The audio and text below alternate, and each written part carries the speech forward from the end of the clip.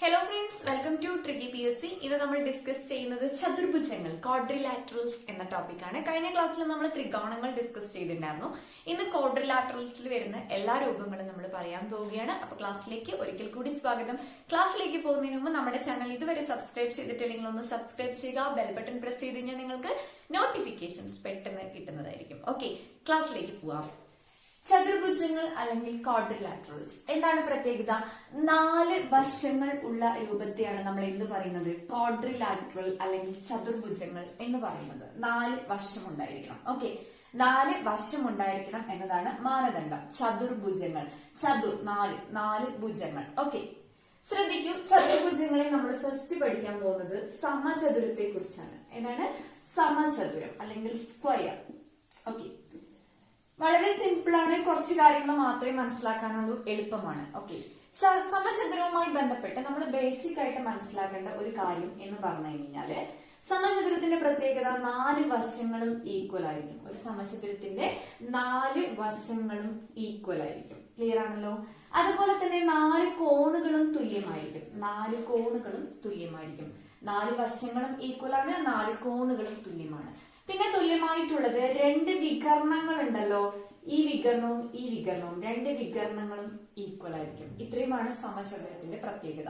4 വശങ്ങൾ തുല്യമാണ്, 4 കോണുകൾ തുല്യമാണ്, 2 വികർണങ്ങൾ തുല്യമാണ്. മറ്റൊരു പ്രത്യേകത, 4 കോണുകളും കൂടി കൂട്ടിയുള്ള തുക എന്ന് പറയുന്നത് 360 ഡിഗ്രിയാണ്. ക്ലിയർ ആണല്ലോ? സമചതുരത്തിന്റെ 4 കോണുകളും കൂട്ടിയുള്ള തുക എന്ന് പറയുന്നത് 360 ഡിഗ്രിയാണ്.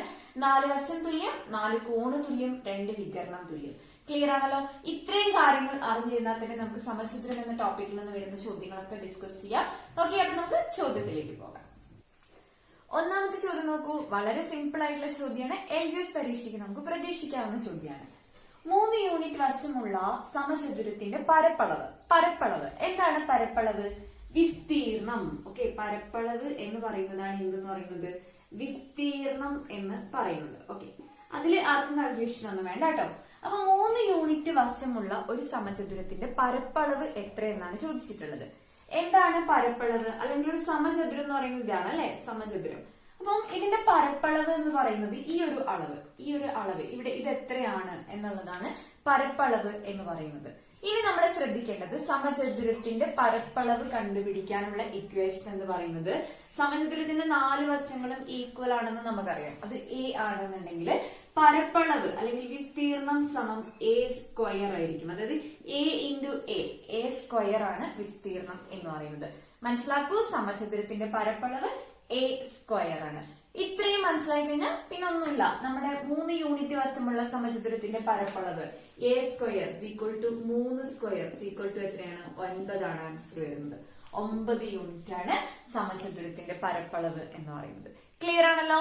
അതേപോലെ തന്നെ ഒരു പ്രോബ്ലം കൂടി നോക്കിക്കോളൂ. ഒരു സമചതുരത്തിന്റെ ഒരു വശം 19 സെന്റിമീറ്റർ ആയാൽ പരപ്പളവ് എത്ര?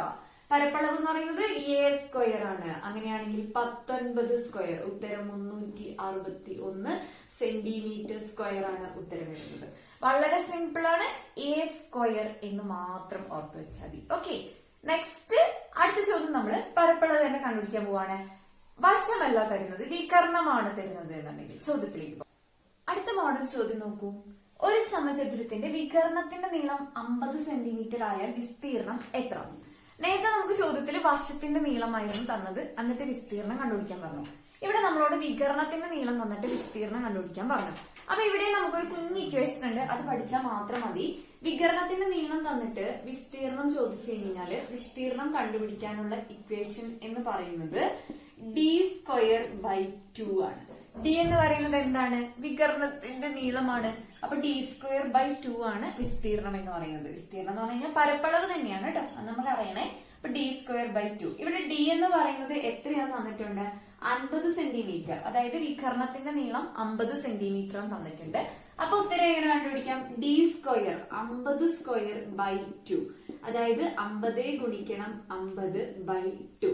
നോക്കൂ, 50ഉം 2ഉം വെട്ടി 25 ഇൻറ്റു 50 1250 ആണ് ഉത്തരം വരുന്നത്. മനസ്സിലായോ? 1250 സെന്റിമീറ്റർ സ്ക്വയർ ആണ് ഉത്തരം വരുന്നത്. വളരെ സിമ്പിൾ ആണ്. ഈ ഒരു ഇക്വേഷൻ മാത്രം ഓർത്ത് വെച്ചാൽ മതി. വിസ്തീർണം equal to D square by 2. D എന്ന് പറയുന്നത് എന്താണ്? വികർണമാണ്. ക്ലിയർ ആണല്ലോ. സെയിം പ്രോബ്ലം ഒന്നുകൂടി നോക്കിക്കോളൂ. ഒരു സമചതുരത്തിന്റെ വികരണത്തിന്റെ നീളം 12 സെന്റിമീറ്റർ ആയാൽ പരപ്പളവ് എത്ര എന്നാണ് ചോദിച്ചിട്ടുള്ളത്. ഓക്കെ, എങ്ങനെയാണ് പരപ്പളവ് കണ്ടുപിടിക്കാനുള്ള ഇക്വേഷൻ? പരപ്പളവ് എന്ന് പറഞ്ഞാലും വിസ്തീർണം എന്ന് പറഞ്ഞു കഴിഞ്ഞാലും ഒന്ന് തന്നെയാണ്. പരപ്പളവ് equal to d square by 2. D എന്ന് പറയുന്നത് ഇവിടെ 12 ആണ്. 12 സ്ക്വയർ ബൈ 2, അതായത് 12 ഗുണിക്കണം 12 ബൈ 2, ഉത്തരം 72 സെന്റിമീറ്റർ സ്ക്വയർ. മനസ്സിലായോ? സിമ്പിൾ ആണ് കേട്ടോ. അപ്പൊ ഈ ഇക്വേഷൻ മാത്രം ഓർത്തു വെച്ചാൽ മതി. വിസ്തീർണം equal to d square by 2. D എന്ന് പറയുന്നത് വികരണത്തിന്റെ നീളമാണ്. നേരത്തെ വിസ്തീർണം എന്ന് പറയുന്നത് എ സ്ക്വയർ ആയിരുന്നു. എ എന്ന് പറയുന്നത് സമചതുരത്തിന്റെ ഒരു വശത്തിന്റെ നീളം. അത് മനസ്സിലാക്കണം, കൃത്യമായി ആ ഒരു വ്യത്യാസം മനസ്സിലാക്കണം. പിന്നെ പ്രോബ്ലംസ് ഒക്കെ ചെയ്യാൻ എളുപ്പമാണ്. ഓക്കെ, അടുത്ത മോഡലിലേക്ക് പോകാം. അടുത്ത ചോദ്യം, ഒരു സമചതുരത്തിന്റെ ഒരു വശത്തിന്റെ നീളം 5 സെന്റിമീറ്റർ ആയാൽ അതിന്റെ വികരണത്തിന്റെ നീളം എത്ര? ഓക്കെ, അപ്പൊ നമ്മൾ വിസ്തീർണം കണ്ടുപിടിക്കാനാണ് പഠിച്ചിട്ടുള്ളത്. ഇവിടെ വേറെ വ്യത്യാസമായിട്ടാണ് ചോദിച്ചിട്ടുള്ളത്. ഒരു സമചതുരത്തിന്റെ വശത്തിന്റെ നീളം 5 സെന്റിമീറ്റർ ആണ് തന്നിട്ടുണ്ട്. അങ്ങനെയാണെന്നുണ്ടെങ്കിൽ വികരണത്തിന്റെ നീളമാണ് കണ്ടുപിടിക്കേണ്ടത്. നോക്കൂ, ഒരു സമചതുരമാണ് ഞാൻ വരച്ചിട്ടുള്ളത്. ആ സമചതുരത്തിന്റെ ഒരു വശത്തിന്റെ നീളം 5 സെന്റിമീറ്റർ ആണ്. സമചതുരമായതുകൊണ്ട് ഒരു വശം 5 ആണെങ്കിൽ ബാക്കി എല്ലാ വശങ്ങളും എത്ര തന്നെയായിരിക്കും? 5 സെന്റിമീറ്റർ ആയിരിക്കും. ഇതിന്റെ വികരണത്തിന്റെ നീളമാണ് നമ്മളോട് കണ്ടുപിടിക്കാൻ പറഞ്ഞത്. ഓക്കെ, അപ്പൊ ഇതാണ് നമുക്ക് കണ്ടുപിടിക്കേണ്ടത്. ഇങ്ങനെ ഒന്ന് നോക്കിയേ, ഇത് എങ്ങനെ നമുക്ക് കണ്ടുപിടിക്കാം? ശ്രദ്ധിക്കൂ, ഞാൻ ആദ്യം നിങ്ങൾക്ക് ഇത് എങ്ങനെയാണ് കണ്ടുപിടിക്കുന്നത് എന്നുള്ള കാര്യം പറഞ്ഞുതരാം. അതിനുശേഷം സിമ്പിൾ ആയിട്ടൊരു സൂത്രവാക്യം, ഒരു ഷോർട്ട് കട്ട് പറഞ്ഞുതരാം. അപ്പൊ ആദ്യം എങ്ങനെ കിട്ടി എന്നുള്ളത് നമ്മൾ മനസ്സിലാക്കണമല്ലോ. അഥവാ നമ്മൾ ഷോർട്ട് കട്ട് മറന്നു പോയി കഴിഞ്ഞാൽ നമുക്ക് പിടിച്ചു നിൽക്കണമല്ലോ. ഓക്കെ, ശ്രദ്ധിക്കൂ, ഇതൊരു ത്രികോണമാണ് അല്ലെ. ഇത് നോക്കൂ, ഇങ്ങനെ നോക്കിക്കഴിഞ്ഞാൽ ഇതൊരു ത്രികോണമാണ്. എന്ത് ത്രികോണമാണ്? മട്ട ത്രികോണമാണ്. ത്രികോണത്തിനെ കുറിച്ചുള്ള ഒരു ക്ലാസ് ഞാൻ തന്നിട്ടുള്ളതാണ്. അതുകൊണ്ടാണ് ഞാനിത് ഡയറക്റ്റ് ആയിട്ട് പറയുന്നത്. ഇതൊരു മട്ട ത്രികോണമാണ്. മട്ട ത്രികോണത്തിൽ നമുക്ക് എന്ത് അപ്ലൈ ചെയ്യാം? പൈതഗോറസ് സിദ്ധാന്തം അപ്ലൈ ചെയ്യാം അല്ലെ. പൈതഗോറസ് സിദ്ധാന്തം എന്ന് പറയുന്നത് പാദം സ്ക്വയർ പ്ലസ് ലംബം square equal to Karnam square. നോക്കൂ, പാദം സ്ക്വയർ പ്ലസ് ലംബം square equal to Karnam square. ഇതാണ് നമ്മുടെ പൈതഗോറസ് സിദ്ധാന്തം എന്ന് പറയുന്നത്. ഇവിടെ പാദം എന്ന് പറയുന്നത് 5 സെന്റിമീറ്റർ ആണ്. 5 സ്ക്വയർ പ്ലസ് ലംബം എന്ന് പറയുന്നതും 5 തന്നെയാണ്. 5 square equal to Karnam square. കർണമാണ് നമുക്ക് കണ്ടുപിടിക്കേണ്ടത്, അതായത് നമുക്ക് വികരണമാണ് കണ്ടുപിടിക്കേണ്ടത്. അതാണ് ഈ ത്രികോണത്തിന്റെ കർണം എന്ന് പറയുന്നത്. അപ്പൊ ഡി എന്നെടുക്കാം. സോ കർണം സ്ക്വയർ എന്ന് പറയുന്നത് ഡി സ്ക്വയർ എന്നെടുക്കാം. 5 സ്ക്വയർ 25 പ്ലസ് 5 സ്ക്വയർ 25 സമം d square. 25 25 50. D square equal to 50. എങ്കിൽ ഡി എന്ന് പറയുന്നത് എന്താണ്? റൂട്ട് 50 ആണ്. നോക്കൂ, റൂട്ട് 50 എന്ന് പറഞ്ഞ ഒരു ഓപ്ഷനിൽ ഇല്ലല്ലോ. അപ്പൊ ഇതിനെ നമുക്ക് മാറ്റാം അല്ലെ. 50ന് എന്ത് ചെയ്യാം? 2 ഗുണിക്കണം 25 എന്ന് എഴുതാം. അപ്പൊ 5ന്റെ റൂട്ട് എന്ന് പറയുന്നത് 25ന്റെ റൂട്ട് എന്ന് പറയുന്നത് 5 റൂട്ട് 2 എന്നാണ് ഉത്തരം വരുന്നത്. ഓക്കെ, ഇത് അവിടെ നിൽക്കട്ടെ. ഇത് ഞാൻ നിങ്ങൾക്ക് എങ്ങനെ വന്നു എന്ന് മനസ്സിലാക്കാൻ വേണ്ടി മാത്രം പറഞ്ഞു തന്നതാണ്. ഓക്കെ, ഇനി നമ്മൾ മനസ്സിലാക്കേണ്ട ഒരു കാര്യം എന്ന് പറഞ്ഞു കഴിഞ്ഞാല് വികരണത്തിന്റെ നീളം എന്ന് പറയുന്നത് a റൂട്ട് 2 ആണെന്ന് മാത്രം മനസ്സിലാക്കി വെച്ചാൽ മതി. ഈ ഒരു കാര്യം, ഈ ഒരു ലിങ്ക് മാത്രം നിങ്ങൾ മനസ്സിലാക്കി വെച്ചാൽ മതി. ഇത് എങ്ങനെ കിട്ടി എന്ന് അറിയാൻ വേണ്ടി മാത്രം പറഞ്ഞു തന്നതാണ്. അപ്പോ വികരണത്തിന്റെ നീളം equal to a root 2. a എന്ന് പറയുന്നത് എന്താണ്? സമചതുരത്തിന്റെ വശമാണ്. ഡയറക്റ്റ് നമുക്ക് ആൻസർ കിട്ടി, ഒന്നും ചിന്തിക്കേണ്ട. a എന്ന് പറയുന്നത് 5 റൂട്ട് 2 ആണ് ഉത്തരം എന്ന് പറയുന്നത്. വളരെ സിമ്പിൾ ആണ്. ഓപ്ഷൻ ബി ആണ് ഉത്തരം വരുന്നത്. മനസ്സിലായല്ലോ? ഇത്രയും മാത്രം, ഈ ഒരു ലിങ്ക് മാത്രം ഒന്ന് നിങ്ങൾ ഓർത്തു വെക്കുക. d equal to a root 2 എന്ന് ഓർത്തു വെക്കുക. അപ്പൊ നമുക്ക് വികരണവും അതുപോലെ വശവും തമ്മിലുള്ള ബന്ധം, വികരണം ഈക്വൽ ടു വശം ഇൻറ്റു റൂട്ട് 2 ആണ്. ആ കാര്യം ഓർത്തു വെക്കുക. ഇതുപോലെ തന്നെ കുറച്ച് ആപ്ലിക്കേഷൻ ലെവലിൽ വരുന്ന ഒരു ചോദ്യം നമുക്ക് നോക്കാം. അടുത്ത ചോദ്യം, ഒരു സമചതുരത്തിന്റെ വിസ്തീർണം 625 സെന്റിമീറ്റർ സ്ക്വയർ ആയാൽ ആ സമചതുരത്തിനകത്ത് വയ്ക്കാൻ കഴിയുന്ന ഏറ്റവും വലിയ കമ്പിന്റെ നീളം എത്ര? കുറച്ച് വ്യത്യാസമായിട്ടാണ് ചോദ്യം ചോദിച്ചിട്ടുള്ളത്. ഒരു സമചതുരം തന്നിട്ടുണ്ട്. ആ സമചതുരത്തിന്റെ വിസ്തീർണം എത്രയാണെന്ന് തന്നിട്ടുണ്ട്. 625 സെന്റിമീറ്റർ സ്ക്വയർ ആണെന്ന് തന്നിട്ടുണ്ട്. എന്നിട്ട് നമ്മളോട് പറഞ്ഞിരിക്കുന്നത് ആ സമചതുരത്തിനകത്ത് വയ്ക്കാൻ കഴിയുന്ന ഏറ്റവും വലിയ കമ്പിന്റെ നീളം. അപ്പൊ ആ സമചതുരത്തിനകത്ത് വെക്കാൻ പറ്റുന്ന ഏറ്റവും വലിയ കമ്പ് എന്ന് പറഞ്ഞു കഴിഞ്ഞാൽ ഇങ്ങനെ വെക്കുമ്പോഴായിരിക്കും ഏറ്റവും കൂടുതൽ വലിപ്പം കിട്ടുക. ഓക്കെ, അതെന്ന് പറയുന്നത് എന്താണ്? ആ സമചതുരത്തിന്റെ ഡയഗണൽ ആണ്. അതായത് നമുക്കിവിടെ കണ്ടുപിടിക്കേണ്ടത് സമചതുരത്തിന്റെ വികർണം അല്ലെങ്കിൽ ഡയഗണൽ ആണ് നമുക്കിവിടെ കണ്ടുപിടിക്കേണ്ടത്. ഓക്കെ, അപ്പൊ ഇത്രയും എല്ലാവർക്കും മനസ്സിലായല്ലോ. സമചതുരത്തിനകത്ത് വെക്കാൻ കഴിയുന്ന ഏറ്റവും വലിയ കമ്പിന്റെ നീളം എന്ന് പറഞ്ഞാൽ ഏറ്റവും വലിയ കമ്പ് എന്ന് പറയുന്നത് എന്തായിരിക്കും? ആ വികർണമായിരിക്കും, സമചതുരത്തിന്റെ വികർണമായിരിക്കും. ഇപ്പൊ വികർണത്തിന്റെ നീളമാണ് നമുക്ക് കണ്ടുപിടിക്കേണ്ടത്. ഓക്കെ, വികരണത്തിന്റെ നീളം കണ്ടുപിടിക്കണം. വിസ്തീർണം നമുക്ക് തന്നിട്ടുണ്ട്. സമചതുരത്തിന്റെ വിസ്തീർണം കണ്ടുപിടിക്കാൻ നമ്മൾ വശം തന്നിട്ടുണ്ടെങ്കിൽ എ സ്ക്വയർ എന്ന് പറയുന്നതാണ് വിസ്തീർണം നമ്മൾ പഠിച്ചിട്ടുണ്ട്. ഓക്കെ, നമുക്ക് ഇവിടെ വശം കണ്ടുപിടിച്ച് കഴിഞ്ഞാൽ വികരണം കണ്ടുപിടിക്കാം അല്ലെ. തൊട്ട് മുന്നേ നമ്മൾ പറഞ്ഞിട്ടുണ്ടായിരുന്നു വികരണത്തിന്റെ ഇക്വേഷൻ എന്ന് പറയുന്നത് a√2 ആണെന്ന് നമ്മൾ പറഞ്ഞിട്ടുണ്ടായിരുന്നു. ഓക്കെ, അതെല്ലാവർക്കും ഓർമ്മയുണ്ടല്ലോ. അപ്പൊ ഈ a കിട്ടിക്കഴിഞ്ഞാൽ നമുക്ക് വികരണം കണ്ടുപിടിക്കാം. a എന്ന് പറയുന്നത് വശത്തിന്റെ നീളമാണ്. a സ്ക്വയർ എന്ന് പറയുന്നത് വിസ്തീർണമാണ്. വിസ്തീർണം നമുക്ക് ഇവിടെ തന്നിട്ടുണ്ട്. എത്രയാണ്? 625. So a square equal to 625. അങ്ങനെയാണെങ്കിൽ എ എന്ന് പറയുന്നത് √625. ഉത്തരം 25 ആണ് വരുന്നത്. മനസ്സിലായോ? അതായത് സമചതുരത്തിന്റെ ഒരു വശത്തിന്റെ നീളം എന്ന് പറയുന്നത് 25 ആണ്.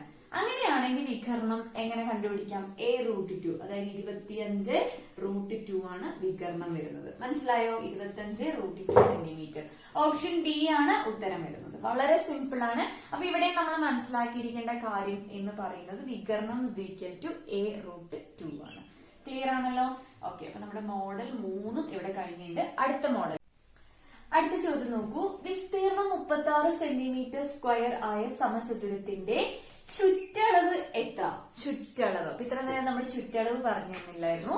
എന്താണ് ചുറ്റളവ് എന്നൊക്കെ നമ്മൾ കഴിഞ്ഞ ക്ലാസ്സിൽ പറഞ്ഞിട്ടുണ്ടായിരുന്നു. ഒരു രൂപം വരച്ചു കഴിഞ്ഞാൽ അതിന്റെ ചുറ്റും വരയ്ക്കുന്നത്. ഇപ്പൊ ഇതൊരു സമചതുരം വരച്ചു കഴിഞ്ഞാൽ അതിന്റെ ചുറ്റുമുള്ള അളവിനെയാണ് ചുറ്റളവ്. അതായത് ഇത്രയും ഈ 4 തമ്മിൽ കൂട്ടുന്നതാണ് എന്തെന്ന് പറയുന്നത് ചുറ്റളവ്. നേരെ മറിച്ച് ഒരു ത്രികോണമാണെന്നുണ്ടെങ്കിൽ ത്രികോണത്തിന്റെ 3 വശങ്ങളും തമ്മിൽ കൂട്ടുന്നതാണ് അതിന്റെ ചുറ്റളവ് എന്ന് പറയുന്നത്. ഓക്കെ, ത്രികോണം നമ്മൾ കഴിഞ്ഞ ക്ലാസ്സിൽ പറഞ്ഞു. ഞാൻ ജസ്റ്റ് ഒന്ന് മനസ്സിലാവാൻ വേണ്ടി പറഞ്ഞതാണ്.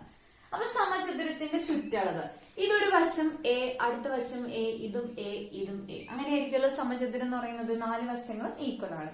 അങ്ങനെയാണെങ്കിൽ സമചതുരത്തിന്റെ ചുറ്റളവ് എന്ന് പറയുന്നത് എന്തായിരിക്കും? a plus a plus a plus a, അതായത് 4a എന്ന് പറയുന്നതായിരിക്കും സമചതുരത്തിന്റെ ചുറ്റളവ് എന്ന് പറയുന്നത്. ഓക്കെ, ഇനി നമുക്ക് ചോദ്യത്തിലേക്ക് പോകാം. വിസ്തീർണമാണ് നമുക്ക് തന്നിട്ടുള്ളത്. എത്ര? 36 സെന്റിമീറ്റർ സ്ക്വയർ ആയ സമചതുരത്തിന്റെ ചുറ്റളവ്. ചുറ്റളവ് എന്ന് പറയുന്ന 4a ആണ്. ഇവിടെ നമുക്ക് എന്ത് കണ്ടുപിടിക്കണം? a കണ്ടുപിടിക്കണം അല്ലെ. a എന്ന് പറഞ്ഞു കഴിഞ്ഞാൽ ഈ സമചതുരത്തിന്റെ ഒരു വശത്തിന്റെ നീളം. ഓക്കെ, വിസ്തീർണം നമുക്ക് തന്നിട്ടുണ്ട്. അതായത് a സ്ക്വയർ എന്ന് പറയുന്നത് 36 ആണെന്ന് നമുക്ക് തന്നിട്ടുണ്ട്. അങ്ങനെയാണെങ്കിൽ a എന്ന് പറയുന്നത് √36, ഉത്തരം 6 ആണ് വരുന്നത്. അങ്ങനെയാണെങ്കിൽ ചുറ്റളവ് എന്ത് പറയും? 4a, 4 ഗുണിക്കണം 6, 4 6 24 സെന്റിമീറ്റർ ആണ് ചുറ്റളവ് വരുന്നത്. വളരെ സിമ്പിൾ ആണ് കേട്ടോ. ചുറ്റളവ് 4a അല്ലെങ്കിൽ ആ 4 വശങ്ങളും കൂടി കൂട്ടുന്നതാണ് ചുറ്റളവ് എന്ന് ജസ്റ്റ് ഒന്ന് ഓർത്ത് വെച്ചാൽ മതി. ഓക്കെ, അപ്പൊ നമ്മുടെ സമചതുരം എന്ന മേഖലയിലെ ചോദ്യങ്ങളെല്ലാം ഏകദേശം കംപ്ലീറ്റ് ആയിട്ടുണ്ട്. സമചതുരത്തിൽ നിന്ന് ഇത്രയൊക്കെ വരാനുള്ളൂ. എന്തൊക്കെയാണ്? അതായത് നമുക്ക് വശത്തിന്റെ നീളം തന്നിട്ടുണ്ടെങ്കിൽ വിസ്തീർണം കണ്ടുപിടിക്കാൻ ഇക്വേഷൻ a സ്ക്വയർ, വികരണത്തിന്റെ നീളം തന്നിട്ടുണ്ടെങ്കിൽ വിസ്തീർണം കണ്ടുപിടിക്കാൻ ഇക്വേഷൻ d²/2. അതുപോലെ തന്നെ എന്താണ് വികരണത്തിന്റെ നീളം എന്ന് പറയുന്നത് a√2 ആണ്. a√2, a എന്ന് പറയുന്നത് വശമാണ്, a√2 ആണ്. പിന്നെ ചുറ്റളവ് 4a. ഇത്രയും കാര്യങ്ങൾ ഒന്ന് ഓർത്ത് വെക്കാം. ഇത്ര മാത്രമേ നമുക്ക് ഇതിൽ പഠിക്കാനുള്ളൂ. ഓക്കെ, ഇനി നമുക്ക് എന്ത് ചെയ്യാം? അടുത്ത ചതുർഭുജത്തിലേക്ക് പോകാം, അടുത്ത ക്വാഡ്രിലാറ്ററിലേക്ക്. ഓക്കെ, ഇനി നമ്മൾ ഡിസ്കസ് ചെയ്യുന്ന രൂപം എന്ന് പറയുന്നത് ദീർഘചതുരമാണ്. ഓക്കെ, എന്താണ് ദീർഘചതുരത്തിന്റെ പ്രത്യേകത എന്ന് പറയുന്നത്? നീളം ഈക്വൽ ആയിരിക്കും, വീതി ഈക്വൽ ആയിരിക്കും. നീളം തമ്മിൽ പാരലൽ ആണ്, അതുപോലെ വീതി തമ്മിൽ പാരലൽ ആണ്. ഒന്നുമില്ല, ഈ പടത്തിൽ കാണുന്നത് പോലെ തന്നെ കണ്ടോ. വീതി എന്ന് പറയുന്നത് സിമിലർ ആയിരിക്കും, നീളം എന്ന് പറയുന്നത് സിമിലർ ആയിരിക്കും. പക്ഷെ നീളവും വീതിയും എന്താണ്? സമചതുരത്തിലേതുപോലെ ഈക്വൽ ആയിരിക്കില്ല. അത്രേ ഉള്ളൂ ദീർഘചതുരം. ഇവിടെ ദീർഘചതുരത്തിന്റെ ബേസിക് ആയിട്ട് നമ്മൾ പഠിക്കേണ്ട കാര്യം എന്ന് പറയുന്നത് ദീർഘചതുരത്തിന്റെ വിസ്തീർണം. ദീർഘചതുരത്തിന്റെ വിസ്തീർണം സമം നീളം ഗുണിക്കണം വീതിയാണ്. നീളം ഗുണിക്കണം വീതിയാണ് ദീർഘചതുരത്തിന്റെ വിസ്തീർണം കണ്ടുപിടിക്കാനുള്ള ഇക്വേഷൻ. നീളം ഗുണിക്കണം വീതി. ഓക്കെ, ഇതേ ഇക്വേഷനിൽ നിന്ന് നമുക്ക് നീളം എന്ന് പറയുന്നത് എന്താണെന്ന് മനസ്സിലാക്കാം. വിസ്തീർണം ഹരിക്കണം വീതിയായിരിക്കും. നീളം എന്ന് പറയുന്നത് വിസ്തീർണം ഹരിക്കണം വീതിയാണ്. സംശയമൊന്നുമില്ലല്ലോ. അതുപോലെ തന്നെ വീതി എന്ന് പറയുന്നത് എന്തായിരിക്കും? വിസ്തീർണം ഹരിക്കണം നീളമായിരിക്കും. വിസ്തീർണം ഹരിക്കണം നീളമായിരിക്കും. ഇത്രയും ക്ലിയർ ആണല്ലോ? ഓക്കെ. ഇനി ചുറ്റളവ്, ദീർഘചതുരത്തിന്റെ ചുറ്റളവ് എങ്ങനെ കണ്ടുപിടിക്കാൻ നോക്കാം. ചുറ്റളവ് എന്താണെന്ന് ഞാൻ നിങ്ങൾക്ക് പറഞ്ഞു തന്നത്, വശങ്ങൾ തമ്മിൽ ആഡ് ചെയ്യുന്നതാണ് ചുറ്റളവ്. അപ്പൊ ഇവിടെ നീളം പ്ലസ് വീതി പ്ലസ് നീളം പ്ലസ് വീതി ആയിരിക്കും ചുറ്റളവ്. അതായത് നീളം പ്ലസ് വീതിനെ 2 കൊണ്ട് ഗുണിക്കുന്നതാണ് ചുറ്റളവ്. അപ്പൊ അങ്ങനെ നമുക്ക് എഴുതി വെക്കാം. 2 ഗുണിക്കണം നീളം പ്ലസ് വീതിയാണ് എന്തെന്ന് പറയുന്നത്? ചുറ്റളവ് എന്ന് പറയുന്നത്. അതും കൂടി ഒന്ന് ഓർത്തു വെക്കാം. ഇനി നമുക്ക് പഠിക്കാനുള്ളത് വികർണം. വികർണത്തിന്റെ നീളം എങ്ങനെ കണ്ടുപിടിക്കാം? വികരണത്തിന്റെ നീളം കണ്ടുപിടിക്കാൻ നോക്കൂ. ഇതൊരു പൈതഗോറസ് തിയറം നമുക്ക് യൂസ് ചെയ്തൂടെ? ഇതൊരു റൈറ്റ് ആംഗിൾ ട്രയാങ്കിൾ, മട്ടത്രികോണമാണ്. നമുക്കിവിടെ പൈതഗോറിയൻ സിദ്ധാന്തം ഉപയോഗിച്ചില്ല. വീതി സ്ക്വയർ പ്ലസ് നീളം സ്ക്വയർ ആണ് എന്തെന്ന് പറയുന്നത്? വികരണം സ്ക്വയർ. സോ വികരണം എന്ന് പറയുന്നത് റൂട്ട് ഓഫ് നീളം സ്ക്വയർ പ്ലസ് വീതി സ്ക്വയർ ആണ്. ഇതൊക്കെ ഞാൻ പെട്ടെന്ന് പറഞ്ഞു പോയത്, നമ്മൾ ത്രികോണത്തിന്റെ ടോപ്പിക്കിൽ ഇതൊക്കെ പഠിച്ചിട്ടുണ്ട്, അതുകൊണ്ടാണ് കേട്ടോ. അപ്പൊ ത്രികോണത്തിന്റെ ക്ലാസ് ഒന്ന് കാണുക, ശേഷം ചതുരത്തിന്റെ ക്ലാസ്സും കൂടി കാണുക കേട്ടോ. ഓക്കെ. അപ്പൊ വികരണം നീളം സ്ക്വയർ പ്ലസ് വീതി സ്ക്വയർ. ക്ലിയർ ആണല്ലോ? അപ്പൊ ഇത്രയും കാര്യങ്ങൾ ഒന്നുകൂടി ഓർത്തു വെക്കുക. വിസ്തീർണം സമം നീളം ഇൻറ്റു വീതി. നീളം എങ്ങനെ കണ്ടുപിടിക്കാം? വിസ്തീർണം ഹരിക്കണം വീതി. വീതി വിസ്തീർണം ഹരിക്കണം നീളം. ചുറ്റളവ് 2 ഗുണിക്കണം നീളം പ്ലസ് വീതി. വികരണം എന്ന് പറയുന്നത് റൂട്ട് ഓഫ് നീളം സ്ക്വയർ പ്ലസ് വീതി സ്ക്വയർ. ക്ലിയർ ആണല്ലോ? ഇനി നമുക്ക് പ്രോബ്ലം ചെയ്ത് നോക്കാം. അടുത്ത ചോദ്യം, 250 മീറ്റർ നീളവും 150 മീറ്റർ വീതിയുമുള്ള ദീർഘചതുരാകൃതിയിലുള്ള കളിസ്ഥലത്തിന്റെ വിസ്തീർണം എത്ര? അതായത് ദീർഘചതുരത്തിന്റെ വിസ്തീർണം കണ്ടുപിടിക്കാനുള്ള ചോദ്യമാണ്. നമ്മൾ പറഞ്ഞിട്ടുണ്ടായിരുന്നു, ദീർഘചതുരത്തിന്റെ വിസ്തീർണം കണ്ടുപിടിക്കാനുള്ള ഇക്വേഷൻ എന്താണ്? നീളം ഗുണിക്കണം വീതിയാണെന്ന് നമ്മൾ പറഞ്ഞിട്ടുണ്ടായിരുന്നു. ഡയറക്റ്റ് ആയിട്ട് ഇതങ്ങ് അപ്ലൈ ചെയ്താൽ മതി, വേറെ ഒന്നുമില്ല.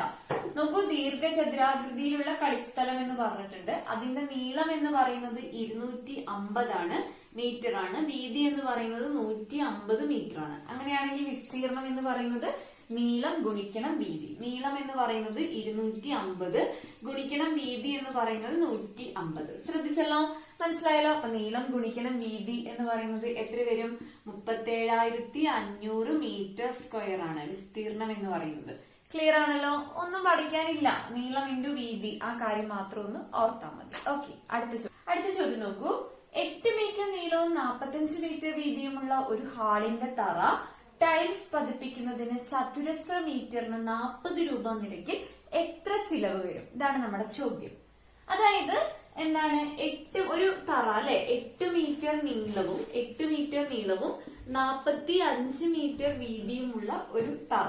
ഓക്കെ. ഈ തറ നമുക്ക് എന്താക്കണം? ടൈല് പതിപ്പിക്കണം അല്ലെ. ചതുരശ്ര മീറ്ററിന് 40 രൂപ. അങ്ങനെയാണെങ്കിൽ മൊത്തം എത്ര രൂപ വരുന്ന ചോദിച്ചത്. അപ്പൊ മൊത്തം എത്ര ചതുരശ്ര മീറ്റർ ഉണ്ടെന്ന് ആദ്യം നമുക്ക് ചെക്ക് ചെയ്യാം അല്ലെ.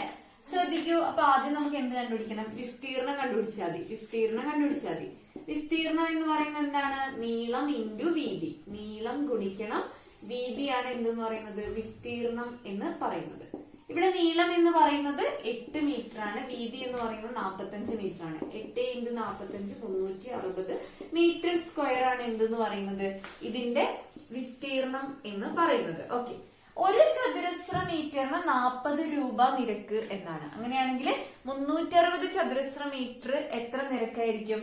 360 ഗുണിക്കണം 40. 360 ഗുണിക്കണം 40. അപ്പൊ എത്ര വരും? 14,400 രൂപ. 14,400 രൂപയാണ് വരുന്നത്. മനസ്സിലായോ? വിസ്തീർണം എന്ന് പറയുന്നത് 360 മീറ്റർ സ്ക്വയർ എന്ന് പറഞ്ഞു. ഒരു മീറ്റർ സ്ക്വയർ അല്ലെങ്കിൽ ഒരു ചതുരശ്ര മീറ്റർ ടൈൽ പതിപ്പിക്കുന്നതിന് 40 രൂപ. അങ്ങനെയാണെങ്കിൽ 360 ചതുരശ്ര മീറ്റർ ടൈൽ പതിപ്പിക്കുന്നതിന് 360 ഗുണിക്കണം 40, 14,400 രൂപ. ഇപ്പൊ ക്ലിയർ ആണല്ലോ? ഓക്കെ. അടുത്ത ചോദ്യം 15 മീറ്റർ നീളവും 12 മീറ്റർ വീതിയുമുള്ള ചതുരാകൃതിയിലുള്ള ഒരു തോട്ടത്തിന് ചുറ്റും വെളിയിലായി 2 മീറ്റർ വീതിയിലുള്ള ഒരു പാതയുണ്ട്. ആ പാതയുടെ വിസ്തീർണം എത്ര? കോംപ്ലിക്കേറ്റഡ് ആയി തോന്നുന്നുണ്ടോ? ഇത് ഒരു പ്രാവശ്യം വാർഡൻ എക്സാമിന് ചോദിച്ചൊരു ചോദ്യം. ഒന്നുകൂടി നോക്കൂ. 15 മീറ്റർ നീളവും 12 മീറ്റർ വീതിയുമുള്ള ഒരു ചതുരാകൃതിയിലുള്ള ഒരു തോട്ടത്തിന് ചുറ്റും വെളിയിലായി 2 മീറ്റർ വീതിയുള്ള പാതയുണ്ട് എന്നാ പറഞ്ഞേ. അങ്ങനെയാണ് ഈ പാതയുടെ വിസ്തീർണമാണ് ചോദിച്ചത്. അപ്പൊ നമുക്ക് ആദ്യം തോട്ടം വരച്ചു നോക്കാം അല്ലെ. 15 മീറ്റർ നീളവും 12 മീറ്റർ വീതിയുമുള്ള ഒരു തോട്ടം എന്നാണ് പറഞ്ഞത്. ഓക്കെ, 15 മീറ്റർ നീളം 12 മീറ്റർ വീതിയുമുള്ള ഒരു തോട്ടം വരച്ച്. ഇനി പറഞ്ഞിരിക്കുന്ന തോട്ടത്തിന് ചുറ്റും 2 മീറ്റർ വീതിയുള്ള ഒരു പാതയുണ്ട് എന്നാ പറഞ്ഞത്. അപ്പൊ നമുക്ക് ഇങ്ങനെ വരയ്ക്കാം അല്ലെ പാത. നോക്കൂ, ഇങ്ങനെയാണ് പാത കിടക്കുന്നത്. ചുറ്റും പാതയുണ്ട്. അപ്പൊ ഇങ്ങനെയാണ് പാത കിടക്കുന്നത്. അതായത് ഇവിടെ വീതി എന്ന് പറയുന്നത് എത്രയാണ്? 2 മീറ്റർ. ഇവിടെയും വീതി എന്ന് പറയുന്നത് എത്രയാണ്? 2 മീറ്റർ. അപ്പൊ നോക്കൂ, ഇത്രയും അളവ്, അതായത് പുറത്തൊരു ചതുരം നമുക്ക് കിട്ടിയിട്ടുണ്ട് അല്ലെ. ആ ചതുരത്തിന്റെ നീളം എന്ന് പറയുന്നത് ഇത് ഇത്രയും 15 ആണെന്ന് നമുക്കറിയാം. പിന്നെ പാതയുടെ വീതി ഇവിടെ 2, 15 2 17. ഇവിടെയും വീതി 2, അപ്പൊ 19. അപ്പൊ ഈ ചതുരത്തിന്റെ നീളം എന്ന് പറയുന്നത് 19. അതുപോലെ തന്നെ നോക്കൂ, ഇവിടെ വീതി നമുക്ക് കണ്ടുപിടിക്കാം. ഇവിടെ 2 മീറ്റർ വീതിയാണ്, ഇവിടെയും 2 മീറ്റർ വീതിയാണ്. അപ്പൊ എങ്ങനെയാണ്? 12 2 14 2 16 ആണ്. ഓക്കെ, ഇനി ശ്രദ്ധിക്കും, നമ്മളോട് പറഞ്ഞത് പാതയുടെ വിസ്തീർണം കണ്ടുപിടിക്കാനാണ് പറഞ്ഞത്. അപ്പൊ പാതയുടെ വിസ്തീർണം എന്ന് പറയുന്നത് ഏതാണ്? ഈ ഒരു പോർഷൻ ആണ് അല്ലെ. പാതയുടെ വിസ്തീർണം എന്ന് പറയുന്നത് ഞാൻ ഈ ഷെയ്ഡ് ചെയ്തിരിക്കുന്ന പോർഷൻ ആണ് പാതയുടെ വിസ്തീർണം എന്ന് പറയുന്നത്. ഓക്കെ, അപ്പൊ ഈ ഷെയ്ഡ് ചെയ്തിരിക്കുന്ന പോർഷന്റെ വിസ്തീർണം കണ്ടുപിടിക്കണമെങ്കിൽ എന്താണ്? ഇവിടെ ഒരു വലിയ ചതുരം ഉണ്ടല്ലേ, 16 മീറ്റർ വീതിയും 19 മീറ്റർ നീളവും ഉള്ള ഒരു വലിയ ചതുരം. അതുപോലെ ഒരു കുഞ്ഞു ചതുരമുണ്ട്, 15 മീറ്റർ നീളവും 12 മീറ്റർ വീതിയുമുള്ള മറ്റൊരു ചതുരം. അപ്പൊ ഈ വലിയ ചതുരത്തിന്റെ വിസ്തീർണത്തിൽ നിന്നും ചെറിയ ചതുരത്തിന്റെ വിസ്തീർണം കുറച്ച് കഴിഞ്ഞാൽ നമുക്ക് ഈ ഒരു ഏരിയയുടെ വിസ്തീർണം കിട്ടുമല്ലോ. ആ ഒരു വിസ്തീർണമാണ് എന്തെന്ന് പറയുന്നത്? നമ്മുടെ പാതയുടെ വിസ്തീർണം എന്ന് പറയുന്നത്. മനസ്സിലായോ? ഓക്കെ, അപ്പൊ ആദ്യം നമ്മൾ കണ്ടുപിടിക്കേണ്ടത് വലിയ ചതുരത്തിന്റെ വിസ്തീർണമാണ് കണ്ടുപിടിക്കേണ്ടത്. വലിയ ചതുരത്തിന്റെ വിസ്തീർണം നീളം ഇൻറ്റു വീതി. നീളം 19, വീതി എത്രയാണ്? 16. 19 ഗുണിക്കണം 16 ആണ് വലിയ ചതുരത്തിന്റെ വിസ്തീർണം എന്ന് പറയുന്നത്. അത് എത്രയാണ്? 304 ആണ്. ഓക്കെ, വലിയ ചതുരത്തിന്റെ വിസ്തീർണം 304. ഇനി ചെറിയ ചതുരത്തിന്റെ വിസ്തീർണം എന്ന് പറയുന്നത് എത്രയാണ്? ചെറിയ ചതുരത്തിന്റെ വിസ്തീർണം 15 ഗുണിക്കണം 12 അല്ലെ. നീളം ഇൻറ്റു വീതി. നീളം 15 ഗുണിക്കണം 12. 15 ഗുണിക്കണം 12 എത്ര വരും? 180 ആണ് ചെറിയ ചതുരത്തിന്റെ വിസ്തീർണം എന്ന് പറയുന്നത്. അപ്പൊ നമുക്ക് ഈ ഷെയ്ഡഡ് പോർഷന്റെ വിസ്തീർണ്ണമാണ് കണ്ടുപിടിക്കേണ്ടത്. അതാണ് പാതയുടെ വിസ്തീർണം എന്ന് പറയുന്നത്. വലിയ ചതുരത്തിന്റെ വിസ്തീർണത്തിൽ നിന്ന് ചെറിയ ചതുരത്തിന്റെ വിസ്തീർണം മൈനസ് ചെയ്താൽ മതി. അതായത് 304 മൈനസ് 180 ചെയ്ത് കഴിഞ്ഞാൽ നമുക്ക് എന്താണ് ഉത്തരം കിട്ടി. അപ്പൊ എത്രയാണ്? 124 മീറ്റർ സ്ക്വയർ ആണ് ഉത്തരം എന്ന് പറയുന്നത്. ക്ലിയർ ആണല്ലോ? അപ്പൊ പാതയുടെ വിസ്തീർണം എന്ന് പറയുന്നത് 124 മീറ്റർ സ്ക്വയർ. ഇങ്ങനെയാണ് നമ്മൾ ഇത്തരം പ്രോബ്ലംസ് ചെയ്ത് നോക്കുക. അപ്പൊ ഇങ്ങനത്തെ പ്രോബ്ലം ഒക്കെ വന്നെങ്കിൽ ജസ്റ്റ് ഒന്ന് പടം വരച്ചു നോക്കുക. അപ്പൊ നമുക്ക് കാര്യങ്ങൾ കിട്ടും. ഓക്കെ, അടുത്ത ചോദ്യത്തിലേക്ക് പോകാം അല്ലെ. ഓക്കെ, ഇനി നമ്മൾ പഠിക്കാൻ പോകുന്ന രൂപം സാമാന്തരികമാണ്, അല്ലെങ്കിൽ പാരലലോഗ്രാം എന്ന് പറയും. ഓക്കെ, അപ്പൊ എന്താണ് സാമാന്തരികവും ദീർഘചതുരവും തമ്മിലുള്ള വ്യത്യാസം എന്ന് മനസ്സിലാക്കണം. ഓക്കെ, സാമാന്തരികം എന്ന് പറയുന്നത് ശ്രദ്ധിക്കൂ, എതിർവശങ്ങൾ തുല്യമായിരിക്കും. നമ്മുടെ ദീർഘചതുരത്തെ പോലെ തന്നെ എതിർവശങ്ങൾ തുല്യമായിരിക്കും. അതുപോലെ തന്നെ എതിർവശങ്ങൾ സമാന്തരവുമായിരിക്കും, പാരലൽ ആയിരിക്കും, സമാന്തരമായിരിക്കും.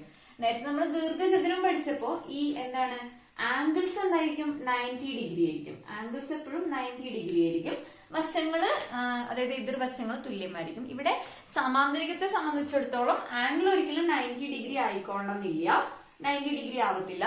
ബാക്കി എന്താണ്? വശങ്ങള് സമാന്തരമായിരിക്കും, അതുപോലെ എതിർവശങ്ങൾ തുല്യമായിരിക്കും. ഓക്കെ, ഇനി നോക്കൂ, ഇതിന്റെ ഒരു വശം ബി എന്ന് എടുത്തു. ഒരു വശം ബി എന്ന് എടുത്തു. ഇനി ഈ ബിയിൽ നിന്നും അതിന്റെ എതിർവശത്തേക്കുള്ള ഏറ്റവും കുറഞ്ഞ ദൂരം എന്ന് പറയുന്നത് ഇതിന്റെ ലംബ ദൂരം ഇങ്ങനെ എടുത്തു. അത് നമ്മൾ എച്ച് എന്നും എടുത്തു. മനസ്സിലായോ? ബി എന്ന് പറഞ്ഞൊരു വശം എടുത്തു. ആ വശത്തിൽ നിന്നും എതിർവശത്തേക്കുള്ള ഏറ്റവും കുറഞ്ഞ ദൂരം അതെന്ന് പറയുന്നത് അതിന്റെ ലംബ ദൂരം ആയിരിക്കുമല്ലോ, അതാണ് എച്ച് എന്നെടുത്തു. ആണെങ്കിൽ സമാന്തരികത്തിന്റെ വിസ്തീർണം എന്ന് പറയുന്നത് എന്തായിരിക്കും? ബി ഇൻറ്റു എച്ച് ആയിരിക്കും. സമാന്തരികത്തിന്റെ വിസ്തീർണം എന്ന് പറയുന്നത് ബി ഇൻറ്റു എച്ച് ആയിരിക്കും. ബി എന്ന് പറയുന്നത് ഒരു വശമാണ്. ആ വശത്തിൽ നിന്നും എതിർവശത്തേക്കുള്ള ഏറ്റവും കുറഞ്ഞ ദൂരത്തെയാണ് എച്ച് എന്ന് പറയുന്നത്. സോ വിസ്തീർണം is equal to b into h ആണ്. സമാന്തരികവുമായിട്ട് പഠിക്കേണ്ട ഒരു കാര്യം ഇത് മാത്രമേ ഉള്ളൂ. ഇനി നമുക്ക് ഇതിന്റെ പ്രോബ്ലം ചെയ്യുന്നത് നോക്കാം. ഒരു സമാന്തരികത്തിന്റെ ഒരു വശത്തിന്റെ നീളം 18 സെന്റിമീറ്റർ, എതിർവശത്തേക്കുള്ള ഏറ്റവും കുറഞ്ഞ ദൂരം 9 സെന്റിമീറ്റർ ആയാൽ വിസ്തീർണം എത്ര? നോക്കൂ, ഒരു സമാന്തരികം വരച്ചു നോക്കൂ. ഒരു സമാന്തരികത്തിന്റെ ഒരു വശത്തിന്റെ നീളം 18 സെന്റിമീറ്റർ ആണെന്നാണ് പറഞ്ഞിട്ടുള്ളത്. ഓക്കെ, ഇനി ആ സമാന്തരികത്തിന്റെ എതിർവശത്തേക്കുള്ള ഏറ്റവും കുറഞ്ഞ അകലം അതെന്ന് പറയുന്നത് എത്രയാണ്? 9 സെന്റിമീറ്റർ ആണെന്ന് പറഞ്ഞിട്ടുണ്ട്. അങ്ങനെയാണെങ്കിൽ വിസ്തീർണം എന്ന് പറയുന്നത് എന്താണെന്ന് ഞാൻ പറഞ്ഞാൽ ബി ഇൻറ്റു എച്ച് ആണ്. ബി ഇവിടെ 18 ആണ്, എച്ച് എന്ന് പറയുന്നത് 9 ആണ്. എത്രയാണ് ഉത്തരം വരുന്നത്? 162 സെന്റിമീറ്റർ സ്ക്വയർ ആണ് ഉത്തരം വരുന്നത്. വെരി സിമ്പിൾ, ഒന്നുമില്ല കേട്ടോ. അപ്പൊ ഈ കാര്യം മാത്രം ഓർത്താൽ മതി. ഒരു വശം ഇൻറ്റു ആ വശത്തിന്റെ എതിർവശത്തേക്കുള്ള ഏറ്റവും കുറഞ്ഞ ദൂരം, അതാണ് ആ സാമാന്തരികത്തിന്റെ വിസ്തീർണം എന്ന് പറയുന്നത്. ഓക്കെ, ക്ലിയർ ആണല്ലോ സാമാന്തരികം. ഇനി നമുക്ക് സമഭുജ സാമാന്തരികം എന്താണെന്ന് ഒന്ന് ജസ്റ്റ് നോക്കാം. ഓക്കെ, നോക്കൂ, എന്താണ് സമഭുജ സാമാന്തരികം? അതായത് സമഭുജ സാമാന്തരികം എന്ന് പറയുന്നത് ഒരു സാമാന്തരികം തന്നെയാണ്. എന്താണ് പ്രത്യേകത? സമഭുജം, പേരിലുള്ളത് പോലെ തന്നെ ഭുജങ്ങൾ തുല്യമായിരിക്കും. ഇതിപ്പോ കഴുത്ത് ഞാൻ വരച്ചപ്പോ സമഭുജമൊന്നും ആയിട്ടില്ല, എന്നാലും അതാണ് അതിന്റെ അർത്ഥം എന്ന് പറയുന്നത്. സമഭുജ സാമാന്തരികം എന്ന് പറഞ്ഞാൽ 4 വശങ്ങളും തുല്യമായിട്ടുള്ള സാമാന്തരികത്തിനെയാണ് സമഭുജ സാമാന്തരികം എന്ന് പറയുന്നത്. ഇനി ഇവിടെ നമ്മൾ മനസ്സിലാക്കേണ്ട ഒരു കാര്യം എന്ന് പറഞ്ഞാൽ സമഭുജ സാമാന്തരികത്തിന്റെ 2 വികർണങ്ങൾ എന്ന് പറയുന്നത് പരസ്പരം ലംബമായിരിക്കും. മനസ്സിലായോ? സമഭുജ സാമാന്തരികത്തിന്റെ വികർണങ്ങൾ, അതായത് ആ വികർണങ്ങൾ തമ്മിൽ ഉണ്ടാക്കുന്ന കോൺ എന്ന് പറയുന്നത് 90 ഡിഗ്രി. ഇതാണ് സമഭുജ സാമാന്തരികത്തിന്റെ വികർണങ്ങൾ തമ്മിൽ ലംബമായിരിക്കും എന്ന് പറഞ്ഞത്. ഓക്കെ, അപ്പോ ഈ സമഭുജ സാമാന്തരികത്തിന്റെ വികർണങ്ങൾ നമ്മൾ D1 എന്നും D2 എന്നും എടുത്തു കഴിഞ്ഞാൽ വിസ്തീർണം നമുക്ക് കണ്ടുപിടിക്കാം. അതായത് വികർണം തന്നു കഴിഞ്ഞാൽ സമഭുജ സാമാന്തരികത്തിന്റെ വിസ്തീർണം കണ്ടുപിടിക്കാനുള്ള ഇക്വേഷൻ എന്ന് പറഞ്ഞാൽ 1/2 ഇൻറ്റു D1 ഇൻറ്റു D2 ആണ്. മനസ്സിലായോ? ഇത് നമ്മൾ മനസ്സിലാക്കേണ്ട ഒരു കാര്യമാണ്, കാരണം ഇത് PS ചോദിക്കാറുണ്ട്. ഓക്കെ, അപ്പൊ സമഭുജ സാമാന്തരികത്തിനാണ് ഈ ഇക്വേഷൻ അപ്ലിക്കബിൾ ആയിട്ടുള്ളത് എന്നുള്ള കാര്യം ഓർക്കണം കേട്ടോ.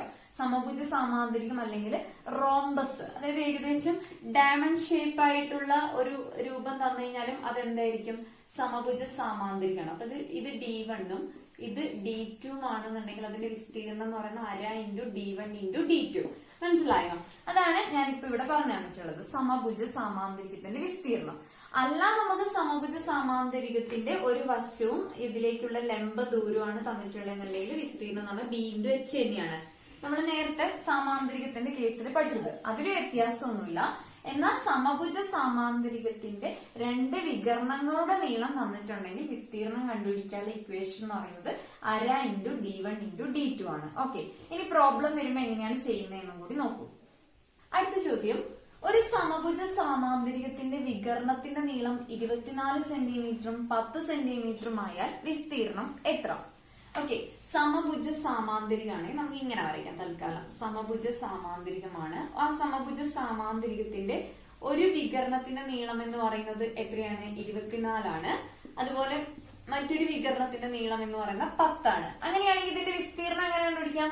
സമഭുജ സാമാന്തരികത്തിന്റെ വികരണത്തിന്റെ നീളം തന്നിട്ടുണ്ടെങ്കിൽ വിസ്തീർണം എന്ന് പറയുന്നത് 1/2 ഇൻറ്റു D1 ഇൻറ്റു D2 ആണ്. ഓക്കെ, 1/2 ഇൻറ്റു D1 എന്ന് പറയുന്നത് ഒരു വികരണം എന്ന് പറയുന്നത് 24 ആണ്. അടുത്ത D2 അടുത്ത വികരണം എന്ന് പറഞ്ഞാൽ 10 ആണ്.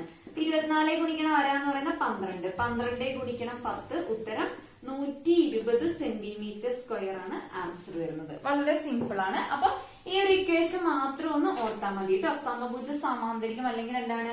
റോംബസ്. ആ പേരും കൂടി ഓർക്കണേ. സമഭുജ സാമാന്തരികത്തിന് ഇംഗ്ലീഷ് പേരാണ് എന്തെന്ന് പറയുന്നത്? റോംബസ്.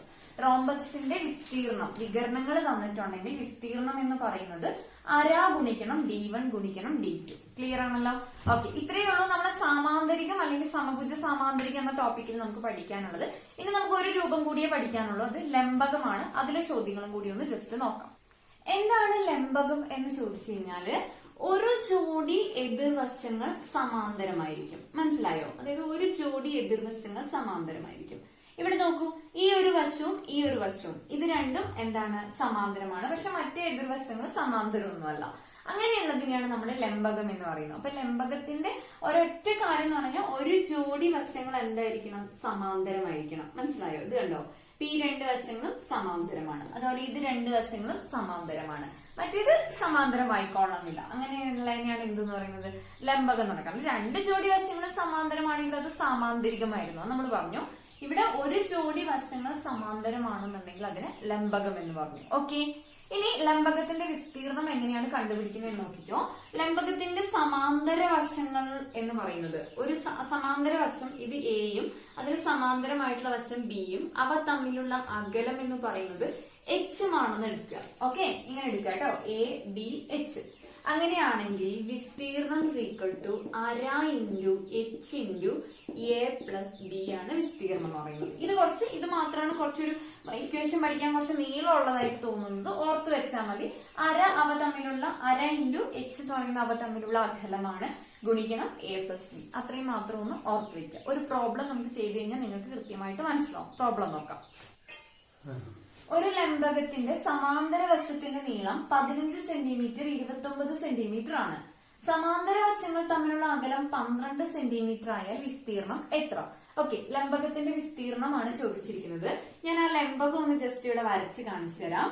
നോക്കൂ, ലംബകത്തിന്റെ രണ്ട് വശങ്ങളുടെ നീളം 29 സെന്റിമീറ്ററും 15 സെന്റിമീറ്ററും ആണ്. അവ തമ്മിലുള്ള അകലം എന്ന് പറയുന്നത് എത്രയാണ്? 12 സെന്റിമീറ്റർ ആണ്. അങ്ങനെയാണെങ്കിൽ ഈ ലംബകത്തിന്റെ വിസ്തീർണമാണ് ചോദിച്ചിരിക്കുന്നത്. വിസ്തീർണം കണ്ടുപിടിക്കാനുള്ള ഇക്വേഷൻ എന്താണെന്ന് ഞാൻ പറഞ്ഞു തന്നെ. അര into H into A plus B ആണ് ഇക്വേഷൻ. അര ഇൻറ്റു എച്ച് എന്ന് പറയുന്നത് ഇവിടെ എത്രയാണ്? 12 സെന്റിമീറ്റർ ആണ്. ഗുണിക്കണം എ പ്ലസ് ബി. എ എന്ന് പറയുന്നത് 29 പ്ലസ് 15. Okay, 29 plus 15. അര ഇൻറ്റു 12 ഗുണിക്കണം 29 പ്ലസ് 15 44. അര ഇൻറ്റു 12 6 ഗുണിക്കണം 44. ഉത്തരം എത്ര വരുന്നുണ്ട്? 264 ആണ് ആൻസർ വരുന്നത്. എത്രയാണ്? 264 ആണ് ഉത്തരം വരുന്നത്. ക്ലിയർ ആണല്ലോ? അപ്പൊ ഇവിടെ നമ്മൾ ഓർത്തു വെക്കേണ്ട ഒരേ ഒരു കാര്യം, ലംബകത്തിന്റെ വിസ്തീർണം കണ്ടുപിടിക്കാനുള്ള ഇക്വേഷൻ അര into H into A plus B. അത്രയും മാത്രം ഓർത്താൽ മതി. ഓക്കെ, അപ്പൊ നമ്മൾ ഇന്നത്തെ ക്ലാസ്സിൽ ഡിസ്കസ് ചെയ്തത് ചതുർഭുജങ്ങളെ കുറിച്ചാണ്. നമ്മൾ സമചതുരം, ദീർഘചതുരം, അത് കഴിഞ്ഞ് സാമാന്തരികം, സമഭുജ സാമാന്തരികം, ഇപ്പൊ ലംബകം, ഇത്രയും കാര്യങ്ങൾ പഠിച്ചിട്ടുണ്ട്. അപ്പൊ അധികം ഒന്നും പഠിക്കാനില്ല. വളരെ സിമ്പിൾ ആണ്. ഇക്വേഷൻ മാത്രം ഒന്ന് ഓർത്താൽ മതി. പിന്നെ ചോദ്യം കിട്ടുമ്പോൾ തന്നെ നമ്മൾ ആ പടം ഒന്ന് വരച്ചതിന് ശേഷം ആൻസർ ചെയ്യാൻ നോക്കുക. അപ്പൊ നമുക്ക് കുറച്ചും കൂടി എളുപ്പമായിട്ട് വരും. ഓക്കെ, അപ്പൊ കഴിഞ്ഞ ക്ലാസ്സിൽ നമ്മൾ ത്രികോണം മൊത്തം ഡിസ്കസ് ചെയ്തതാണ്. ഈ ക്ലാസ്സിൽ ഇപ്പൊ നമ്മൾ എന്താണ്? ചതുരവും ഡിസ്കസ് ചെയ്തു.